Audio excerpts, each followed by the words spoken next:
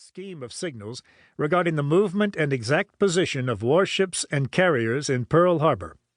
The translator, Mrs. Dorothy Edgers, had been on the job only a month, but at first glance she thought it was important enough to be completed immediately. She asked the senior translator, Fred Woodruff, her brother, if she should remain after the noon closing time to finish the message.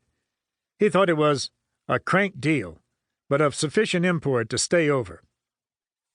As she translated the details, she became excited, for the message told about giving signals from the window of a certain house on Oahu to Japanese ships hiding offshore.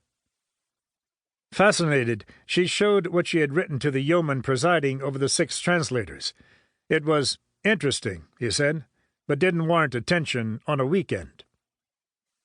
Even so, Mrs. Edgers stayed at her desk, and by 3 p.m. was finishing the message just as Lieutenant Commander Alwyn Kramer, chief of the translation section, walked in.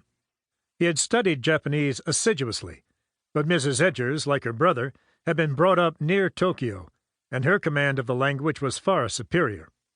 She waited expectantly while he read the entire telegram standing up.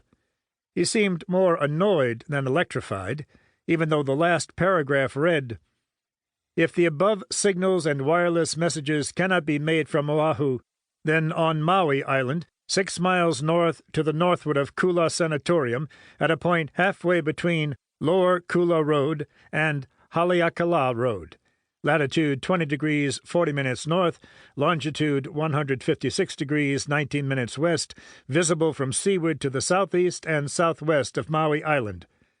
The following bonfires will be made daily until your XX signal is received. From 7 to 8, signal 3 or 6.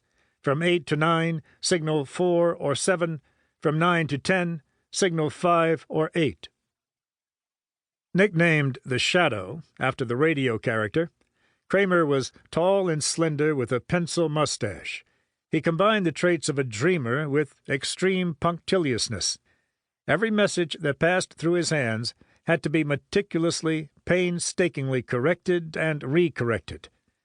He told Mrs. Edgers the intercept needed a lot of work and she should run along home. They could finish editing it sometime next week. She protested, but he politely insisted she leave. Kramer himself was busy supervising the decryption of a long message in the Japanese code known as Purple.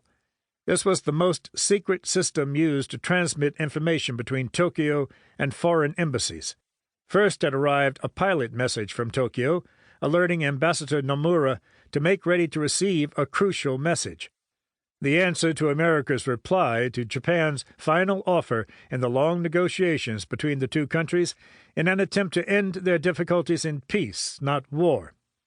13 parts of a 14-part message that was in English were decrypted by dark, and these made it obvious the Japanese were completely dissatisfied with the American reply, which was a repudiation of their offer. As soon as President Franklin D. Roosevelt read these 13 parts that evening, he turned to Harry Hopkins, his chief adviser, and said, "This means war." Even so, no warning was sent to Hawaii, where the Pacific Fleet was based at Pearl Harbor. In fact, no Purple intercepts had been sent to the fleet's commander, Admiral Husband Kimmel, for months, nor did he have a Purple machine, which would have enabled his intelligence officers to read the series of disturbing messages being exchanged between Tokyo and Washington. The message in the consular code that attracted Mrs. Edgers' interest had been intercepted in Hawaii by MS-5, a special Army monitoring station at Fort Shafter. But General Walter Short, the Army commander in Hawaii, had not been cleared for any of the decrypted Japanese messages known as magic.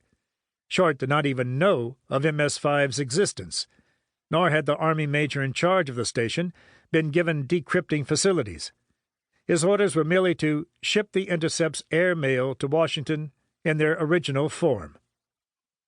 The consul's message was by no means the only one that morning which indicated the Japanese might be planning a surprise attack on Pearl Harbor. 2 months earlier, SIS, the U.S. Army Signal Intelligence Service, had decrypted a message from Tokyo to Consul Kita, dividing the waters of Pearl Harbor into 5 areas and asking for the exact locations